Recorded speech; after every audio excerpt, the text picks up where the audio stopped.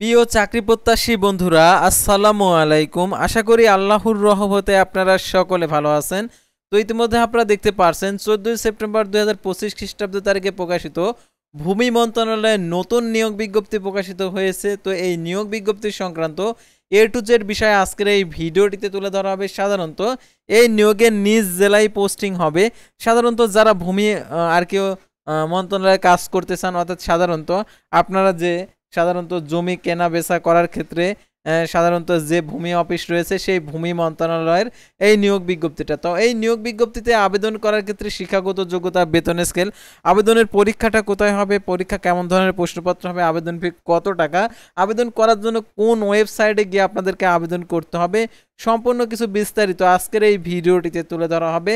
তাই ভিডিও শুরুর প্রথমে আপনি যদি অল জব নিউজ বাংলাদেশ এই চ্যানেলে প্রথমবার এই ভিডিওটি দেখে থাকেন তাহলে আমাদের এই চ্যানেলটিকে সাবস্ক্রাইব করে রাখবেন, notification bell button all press করে রাখবেন, এই ভিডিওটিতে একটি লাইক করে দেবেন। আর যারা ইতিমধ্যে আমাদের এই চ্যানেলটিকে সাবস্ক্রাইব করে পাশে রয়েছেন তাদেরকে অসংখ্য ধন্যবাদ। আর যারা ফেসবুক পেজে ভিডিও দেখছেন ফেসবুক পেজটি ফলো দিয়ে রাখবেন। ডিসক্রিপশন বক্সে আমাদের ফেসবুক পেজের লিঙ্ক দেওয়া রয়েছে, তো এখানে ক্লিক করে দিবেন, সাথে সাথে আমাদের ফেসবুক পেজে নিয়ে যাবে। তো আমাদের ফেসবুক পেজ এবং ইউটিউব চ্যানেলে যে সকল আপডেটগুলো জানতে পারবেন, সরকারি বেসরকারি এনজিও, ডিফেন্স, শিক্ষক নিয়োগ, sales, marketing, railway job, NGO job, এক কথায় সকল ধরনের নিয়োগ বিজ্ঞপ্তির আপডেট জানতে পারবেন আমাদের all job news Bangladesh Facebook page এবং ইউটিউব চ্যানেলে। তো আর কথা না বাড়িয়ে চলে যাচ্ছে মূল সার্কুলার পেজে।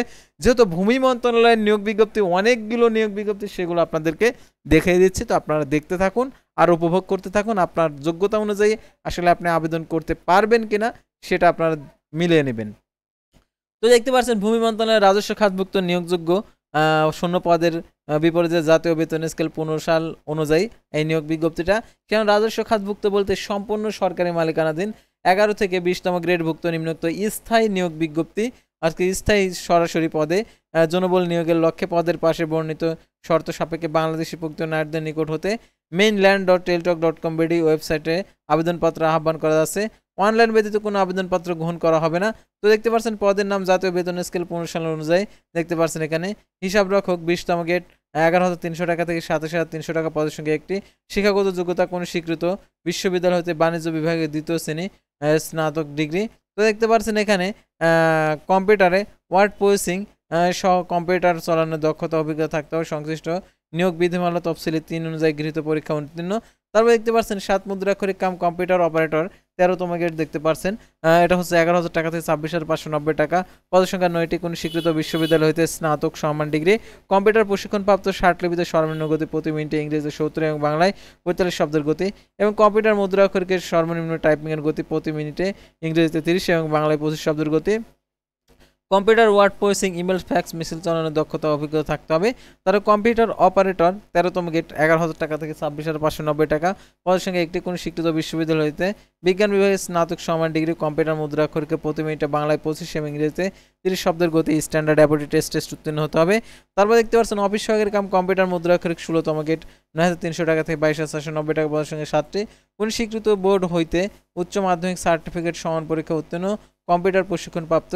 কম্পিউটার টাইপিংয়ের গতি সর্বনিম্ন প্রতি মিনিটে এবং ইংরেজিতে 20 এবং বাংলায় 20 শব্দের গতি। কম্পিউটারে word processing, email, fax, message চালানোর দক্ষতা অভিজ্ঞতা থাকতে হবে।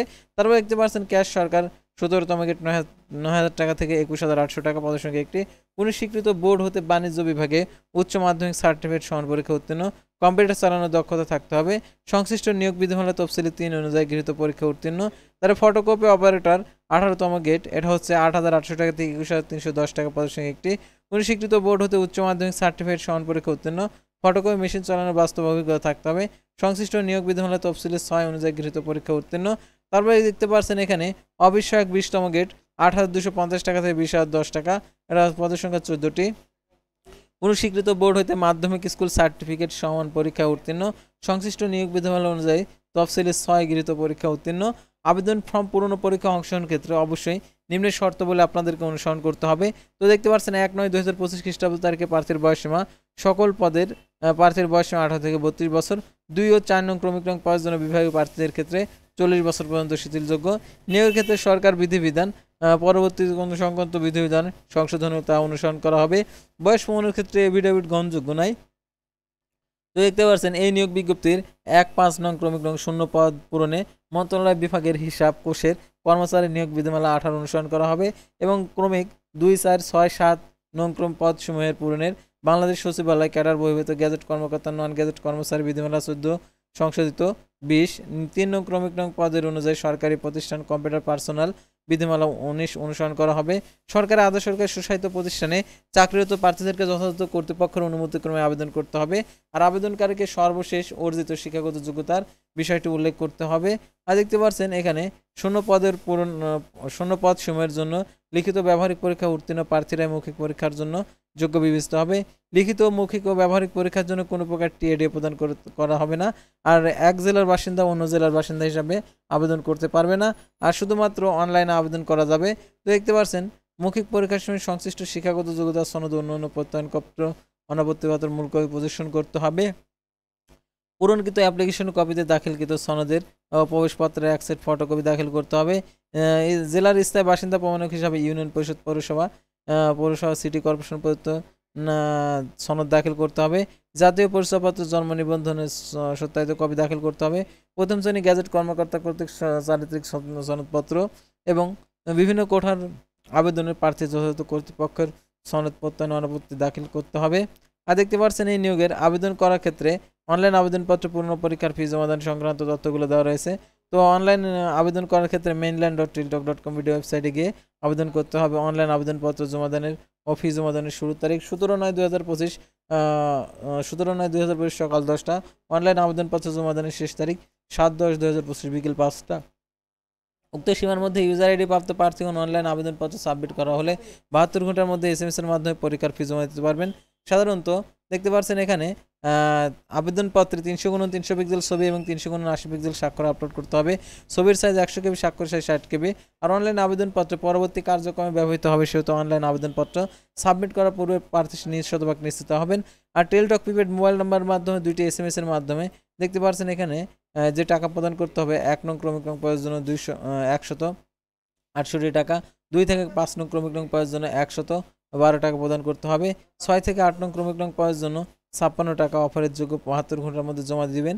তবে এখানে আরও যে কথাগুলো রয়েছে, অর্থাৎ ক্ষুদ্র নিগোষ্ঠী, শারীরিক প্রতিবন্ধী, তৃতীয়লিঙ্গ প্রার্থীদের ক্ষেত্রে উভয় পরীক্ষার ফি বাবদ 50 টাকা প্রদান করতে হবে। টেলটক সার্ভিসেস 6 টাকা সহ 56 টাকা। আর এখানে বিশেষভাবে উল্লেখ্য যে অনলাইন আবেদনপত্র পূরণ করার পর 72 ঘন্টার মধ্যে পরীক্ষার ফি জমা দিয়ে দেবেন। আর যদি জমা না দিয়ে দেন তাহলে আবেদনপত্রটি 72 ঘন্টার পর বাতিল হয়ে যাবে। সেহেতু নিম্নোক্ত যে পদ্ধতিটা দেওয়া রয়েছে এই পদ্ধতি অনুসারে আপনারা টাকাটি জমা দিয়ে দেবেন। আর প্রবেশপত্র প্রাপ্তির বিষয়টি হচ্ছে আপনি আবেদনপত্রের যে মোবাইল নাম্বার উল্লেখ করবেন সেই মোবাইল নাম্বারে আপনাদেরকে SMS এর মাধ্যমে জানিয়ে দিবে পরীক্ষা সংক্রান্ত A to Z বিষয়। সেহেতু সেই মোবাইল নাম্বারটি সংরক্ষণ করে রাখবেন, অর্থাৎ সচ্ছল রাখবেন।